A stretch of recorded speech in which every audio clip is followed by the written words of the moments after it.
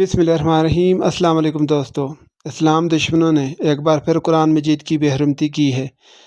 असल में ये सिलसिला 2007 में डेनमार्क से शुरू हुआ था। इसके बाद से आज तक कभी रसूल अल्लाह सल्लल्लाहु अलैहि वसल्लम के खाके शाये किए जाते हैं, तो कभी कुरान पाक की तौहीन करके मुसलमानों को तकलीफ़ दी जाती है। दूसरी तरफ देखा जाए तो इस्लाम पूरी दुनिया में तेज़ी से फैलने वाला पहला मज़हब व दीन बन गया है।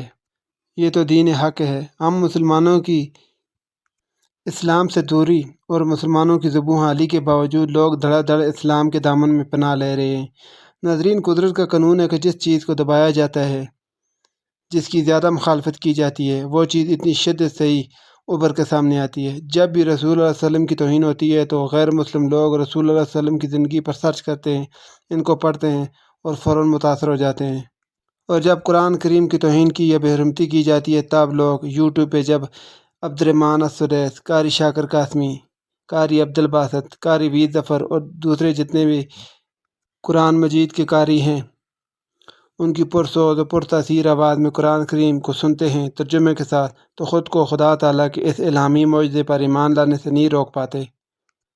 देखें, तारीख़ गवाह है कि आज तक किसी मुसलमान ने बाइबल, इंजील मुक़द्दस या फिर बरसग़ीर में देखें तो ऋग्वेद, गीता या तौरीत की कभी भी बेहरमती नहीं की, या किसी भी मजहबी किताब या सीफ़े को नज़र आतिश हरगिज़ नहीं किया गया। मुसलमान ऐसा कभी नहीं करते। ये बेगैरती और बेहिसी और मनहूस काम कभी नीदरलैंड करता है तो कभी फ्रांस और स्वीडन। इन मनहूसों की तारीख़ का मुताला अगर किया जाए तो पहले ये लोग अपने साइंसदानों को और फलसफियों को जला दिया करते थे। स्वीडन ने कुरान करीम की बेहरमती का सरकारी इजाज़त दे दी है। इससे कुरान करीम को हरगिज़ कोई फ़र्क नहीं पड़ेगा, लेकिन मगरब के मनहूस चेहरे दुनिया के सामने अयां हो गए हैं और उनके इस दौर जदीद में इल्म के ख़जाने और कायनात की सबसे मोतबर किताब की तौहीन करना समझ से बालातर है। लेकिन इन बेगैरतों को ये पता नहीं कि बदलेगा ज़माना लाख मगर कुरान न बदला जाएगा। है कौल मोहम्मद कौल खुदा, फरमान न बदला जाएगा। शाहों को बदलते देखा, शाही को बदलते देख लिया। इस्लाम की कश्ती का लेकिन सुल्तान न बदला जाएगा। सर लाख उठाएगा जालिम, होगी न फतह हक पर हासिल। हक वाले ही रहेंगे हक पे सदा, ईमान न बदला जाएगा।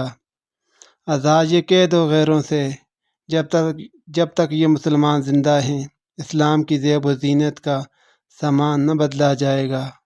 नाज़रीन, काफ़िरों से इंतकाम लेने का सबसे बेहतरीन तरीका ये है कि हम कुरान करीम को तर्जुमे के साथ पढ़ें और अपनी ज़िंदगी को कुरान के मुताबिक गुजार देने की कोशिश करें। हमको सोचना होगा कि कुरान से दूर होके कुरान को खूबसूरत ग़िलाफ़ों में लपेट के अलमारियों में बंद रख के कहीं ख़ुद तो तौहीन कुरान पाक के मुर्तकिब तो नहीं हो रहे हम लोग। ज़रा सोचिएगा।